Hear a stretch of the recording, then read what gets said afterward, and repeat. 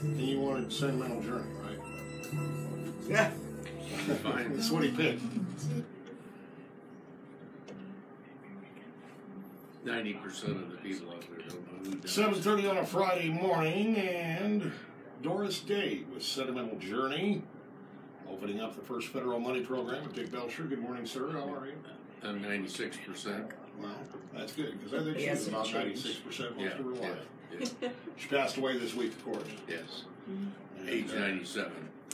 Yeah, that's not too She bad. was a superstar in the 50s and 60s. Oh, yeah. And had a string of very successful movies with Rock Hudson, as a matter of fact. Mm-hmm.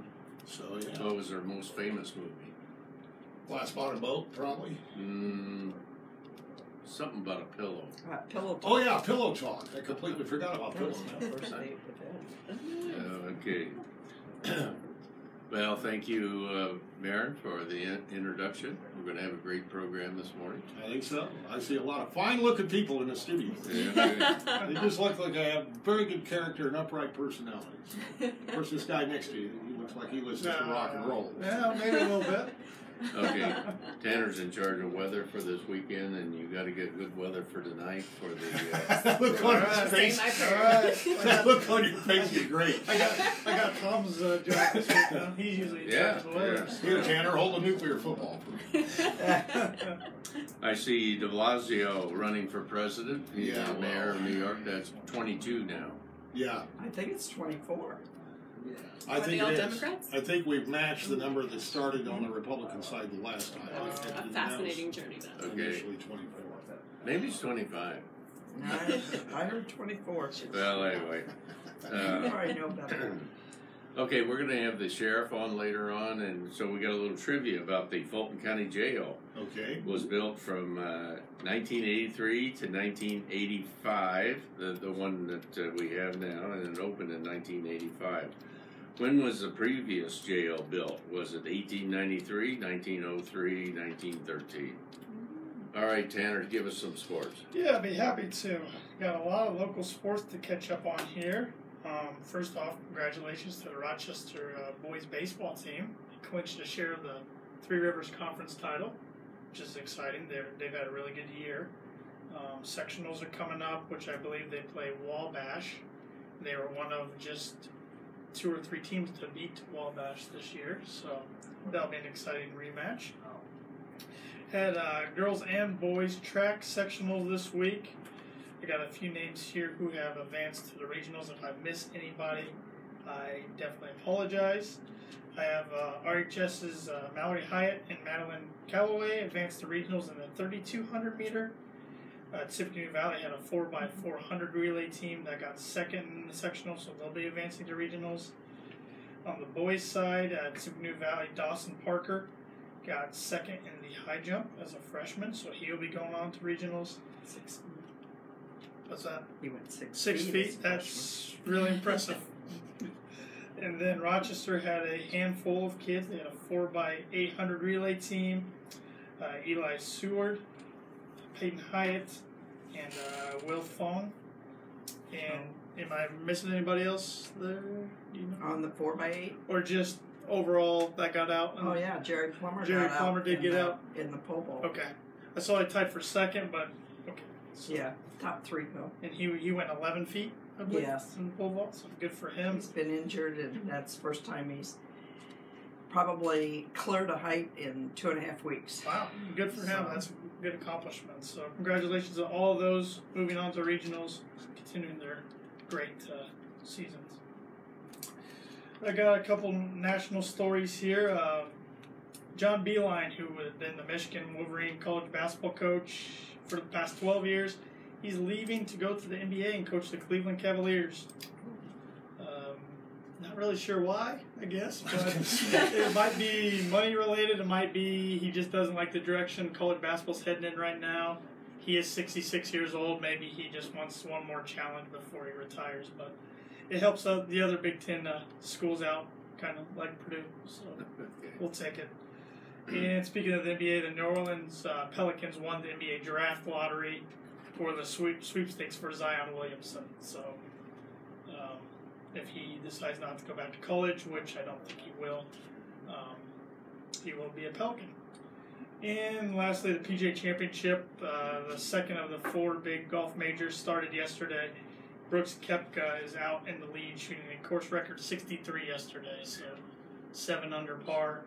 He's got a 9-stroke lead on Mr. Tiger Woods. So, Tiger's chasing John Daly in his golf cart. yeah, they kind of had a little media roughing this past week. So the 2 guys in golf that just didn't need to shut up. Yeah. Neither one of them did. yeah, so John Daly doesn't know. Shut up. he doesn't. It's You're not right. his DNA. You're I right. think. So it'll be a fun weekend for golf fans to follow that tournament. Got a few tidbits this morning. On this day in 1875, the first Kentucky Derby was held. They've held it every year since. On this day in 1884, Alaska became a U.S. territory. And I believe you had a note on that, Dick? Yeah. Who did we acquire him from? Russia. Yes, and the price, $7.2 million. You know, it's very little to anchor, and it was called Seward's Folly because everybody thought it was the silliest thing we ever did. You're right. You're right. Now it'd be hard to imagine the United States without Alaska. Yeah. Yeah. We're going to appreciate all that oil up there one of these days. Yeah. We should have Seward negotiating some things currently. Yeah, that would be a good idea too. There's some real estate he could probably do some good things with. And on this day in 1939, the first televised baseball game was broadcast on NBC between Princeton and Columbia, with Princeton beating Columbia 2-1. So. The first televised baseball game Yep. was an Ivy League baseball game. Yeah, it was Ivy League college That's game. odd. Yeah, I thought so In too. 39? Yep. Yeah, because there was a team in New York who was doing pretty good right Yeah, there around was. So, yeah, that's why I put that in. I'm like, that's pretty interesting. Yeah, no doubt. And today is World Baking Day. It's also Bike to Work Day, Endangered Species Day, Pizza Party Day, and Shades Day. So As in sunglasses? sunglasses, yeah. So a day to meet about everybody, I guess. Yeah. Eat a lot. Eat a lot, bike As to long work, as it's so you not can an work it endangered off. You species. can get the energy biking and wear some sunglasses, bake something. There you go. Save a polar bear.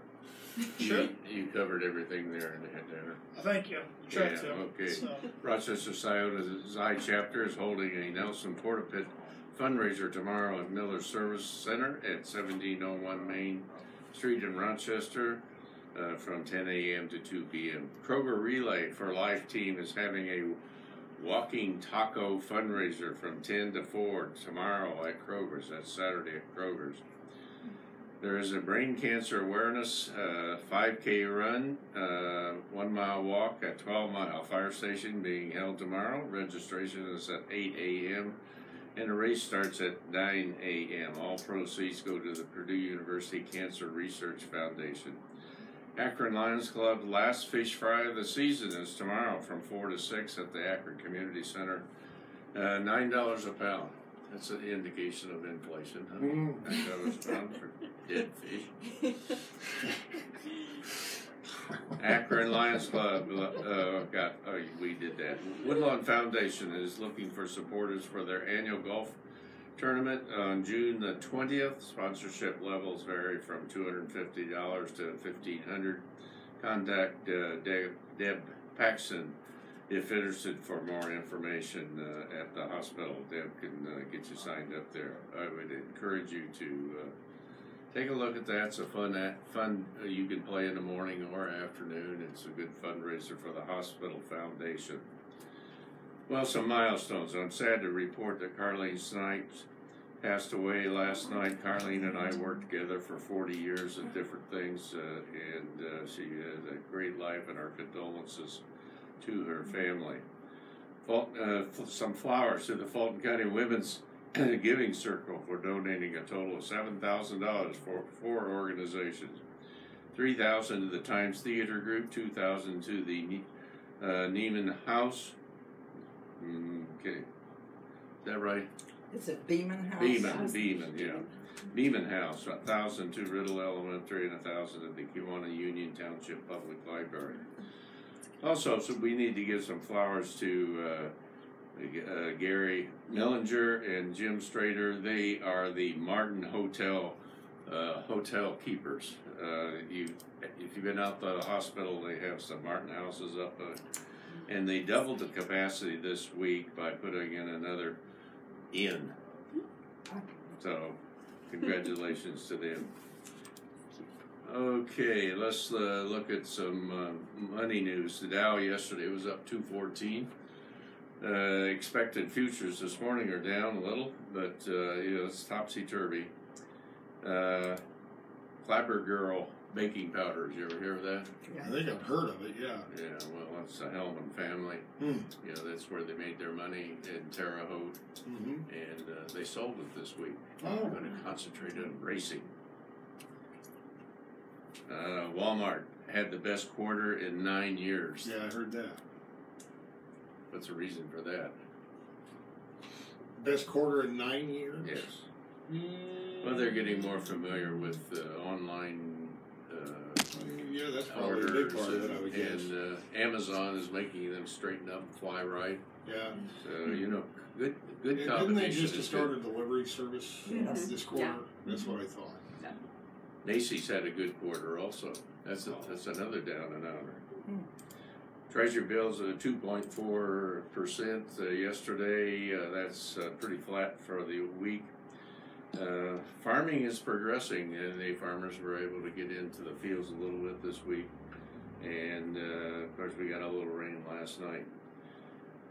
I see Salesforce. Salesforce is a big deal in Indianapolis. They're building a big, they have a big building there. And Ivana Trump was there yesterday. Oh, she was? Yeah. And Salesforce have pledged to train 1 million workers throughout the U.S. Help upgrade their skills. So, Now, are these all kinds of workers, or are these? I don't know. Okay. I'll ask the question. Sorry. Okay. Come in at First Federal today. We're open until 5 o'clock. You can always bank with us online and with our mobile apps, which is free to download. Our ATM is open 24/7 as well. We offer many different mortgage products: USDA, FHA loans, conventional loans, one-step construction loans, premier first-time home buyer loans, all kinds of loans. Our loan originator, Ben Dalton or John Schaefer here in Rochester, or Bill Morris in Winnemac, can provide you with more details. We offer free checking accounts and simply free business checking accounts when you open a new checking account and get a free gift, a barbecue set. Outstanding. It's that time of the year. Oh, yeah. We offer commercial lending for businesses.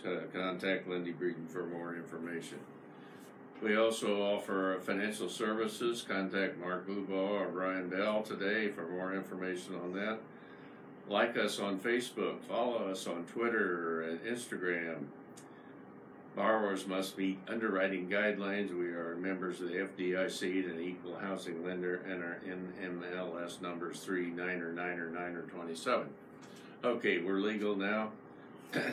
Well, thank goodness. Welcome, Amy Rowe and Karmin, Reeves. Thank you. Thanks for coming in this morning. You got an event coming off tonight, this afternoon. Tell us about it. Yeah, we're pretty excited about it. Right. Yep, it's the Hope Floats Friday. So we've been working hard. Karmin has been an integral part as well, actually a whole team of us. It's been a labor of love to get the organization where it needs to be, and we are actually doing our kickoff event. But instead of it just being a boring kickoff event, we're adding our folks that have helped us as well, the service providers that support the county, and offering food and a little entertainment. Okay, tell us about service providers, because some people don't know what that is. Yeah, we figured out that no one knows what service providers actually mean, except for when it's one of those internal language things that most folks don't know. So service provider is someone such as CASA or Habitat for Humanity is going to be there. We've got the Department for Social Services. So those would be the service providers. Okay, HOPE. What's that the acronym for? Healing through Opportunity, Positivity, and Empowerment. Okay.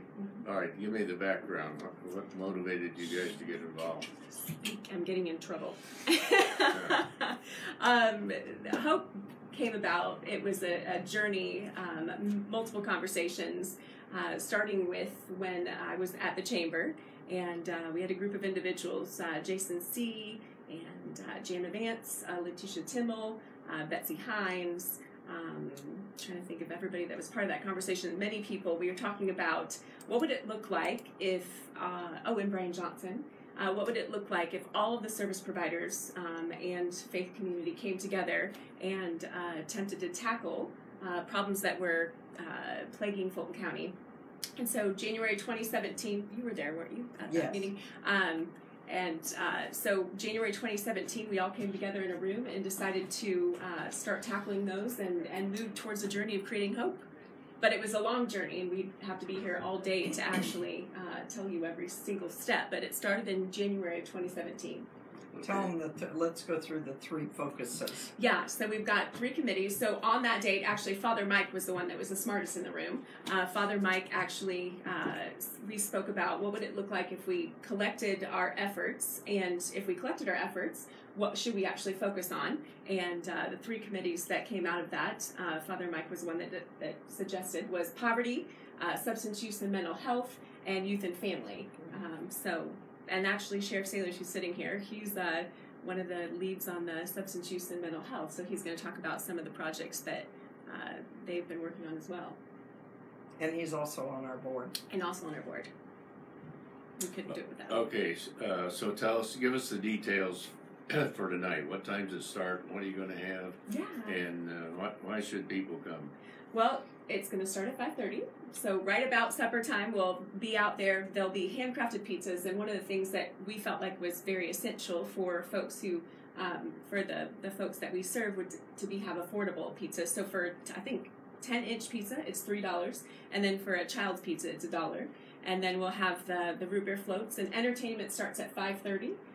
Tag. So if you like a little rap, I guess, excitable music, that's 5:30, and at 6:30 we calm everybody down, and Matt Miller will actually be playing acoustic at 6:30 until 7:30 when the event ends. Okay. And then Gaga Ball, which no one in this room seems to know what it is, but it's supposed to be a more friendly form of dodgeball and a bit safer for the kids. So they'll have that. The Cross is offering that as a game for the kids. Okay, that's tonight starting at 5:30. Amy Rowe, thank you for stopping by this morning. Karmin, how did you get interested in this? I was a service provider for Habitat, and went as a service provider, and then was asked to be on the board, and I serve as the treasurer for H.O.P.E. She keeps us legal. I had to take a year off of Habitat. I'd been on there my second full term. And so I've stayed off 2 years because of this, and I'll probably go back to Habitat, which we're very sad that they already know. Okay. But Okay. Thank you for stopping by today, and thank you for your work for the community. Thank you so much. Okay. Sweet. Okay, we're going to bring on law enforcement now and county government. What a combination. What a combination. The crowds cheer. Yeah. Welcome, Sheriff. Glad to have you here this morning. And Rick Ranstead, thank you for coming. You're on the county council. County Commissioner. County Commissioner. Thank you. And we had a meeting recently, and there was some complaints that the public doesn't know what's going on. They don't know about the the cost, where it's located, why was that selected. If only there was a local radio station that you came on at least twice a month and told people this. Yeah. We should try that. Okay. Well, we got the once a month right here. All right, Chris, tell us what's happening with the proposed new jail. Well, there's been a lot of, I guess, some lag time on some of this. It's like any project, and you're probably well aware of this too in your business, Richard. But we had a site committee, and it comprises of 3 individuals, and we looked at different sites around that was suitable, and we kept coming back to the proposed site where we're at there on Sweet Gum Road. Just kind of, it made sense, and there was a process. Legally, we have to go through getting appraisals and so forth, so we were waiting for a lot of that to get done, and currently right now we're still finishing up the design phase. We were looking at using the Adams County jail that was built and designed by Elevatus, which is the architect firm that we're using out of Fort Wayne. And so we're just trying to get the space needs and everything finalized on that right now. So. Okay, the county commissioners, how are you involved in what's happening with you, Rick? Well, like he said, we're in the process of purchasing the ground.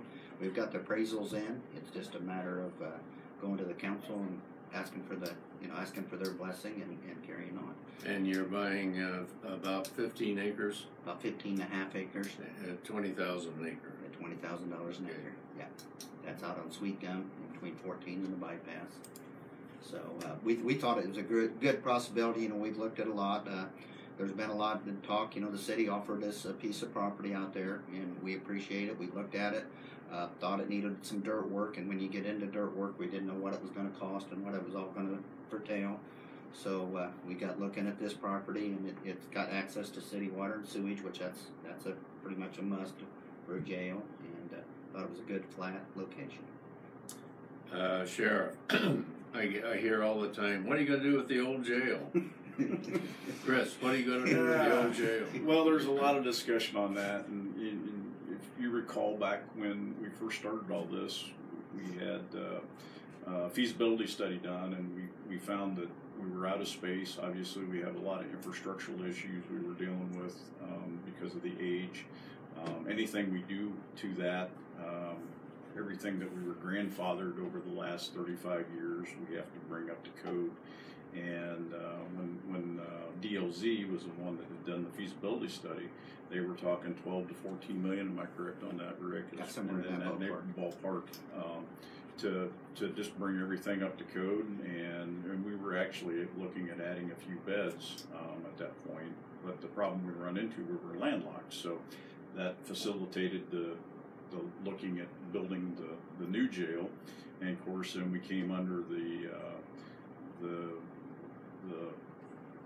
letter of from the state, from the jail inspector, that cited us on some things, which again had to do with the size of the jail and the age of the jail and a lot of things that were out of our control from that standpoint. So, I think the commissioners, and I hate to see us just bulldoze the thing, but if it comes down to the economics, I think we have to have somebody come in and look at that and say, okay, what kind of cost are we looking at to rehab the current facility, and what can we use it for? One thing's been suggested as a possibility is a work release center. We've also talked about using that as maybe for community corrections. Thoughts been thrown out. There's some different options that have to be addressed yet, but right now we can't do anything with it until we get the new facility built. So. Okay. So what are we looking at in a time schedule? They're telling us probably break ground sometime next spring. Okay, so you're in the design phase now. We'll put it out for bids and correct. Go from there. Yes. One thing about the design, like he was saying, we come out Adams County, we pulled it off. As long as we stay, excuse me, in the footprint of that, we saved about $500,000 by them just pulling that design off the shelf, where we'd had to restart from scratch to do it.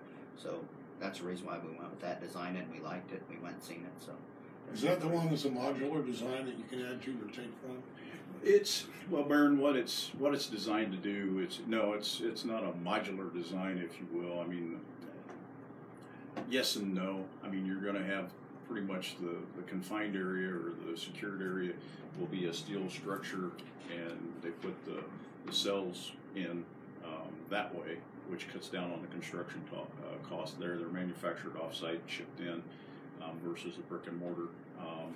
But it is going to be in such a way that if down the road, if we ever have to expand, we can expand. We can add to that. Okay, the jail that we currently have, how many beds was it designed for originally? Richard, it was designed originally for 36. Okay. How long has it been since you had 36 in there? It's been a while. Okay, what's your idea on the new jail? How many beds you going to put in? Well, and understand there's a lot of factors that go into this. A lot of things have changed over the years as far as with jail regulations and jail standards and so forth. You know, we originally threw out a number of 200 beds. And the jail standards state that when you're at 80% capacity, it's your capacity. So 200 beds puts us at 160, technically speaking. So, but the state, when they look at a bed, they include all your holding cells and everything else, which those beds are kind of like an ER bed. You're always moving people in and out of there because of different reasons. So we're probably looking somewhere between 160 to 190 beds, roughly, in that ballpark. Okay. So. And an estimated cost? Gulp. Well, the Adams County Jail, when they built that, it was roughly about 225 beds total at a cost of around $16 million. That was, they opened in 2017.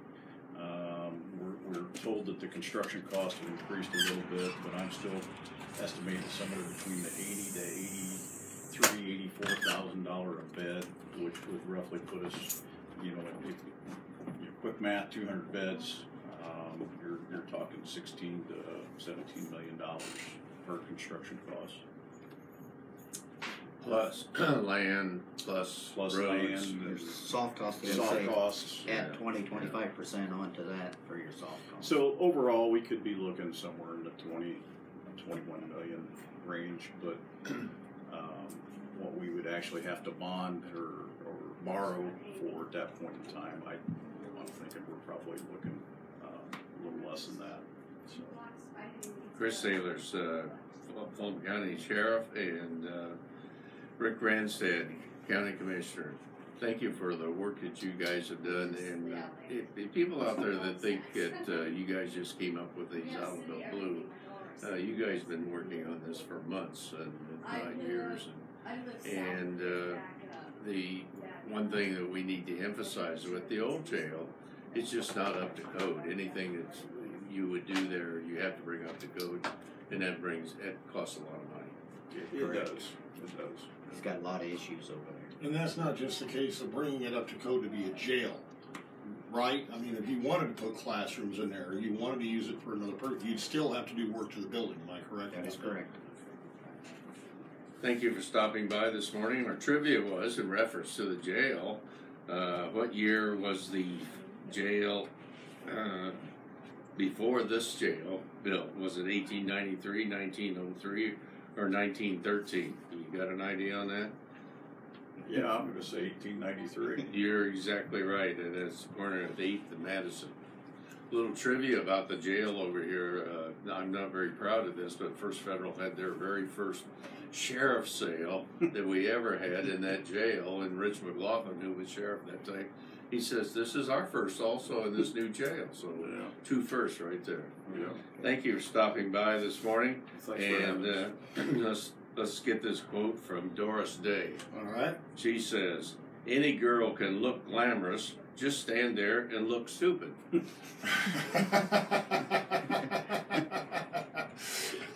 Words of wisdom from Doris Day. And gentlemen and ladies, if you're still here, thank you very much. Dick, thank you very You're much. welcome. First Federal Money Program, Friday mornings right here at Thanks. 92.1 Sure. WROI. Thanks, Ray. On the way, we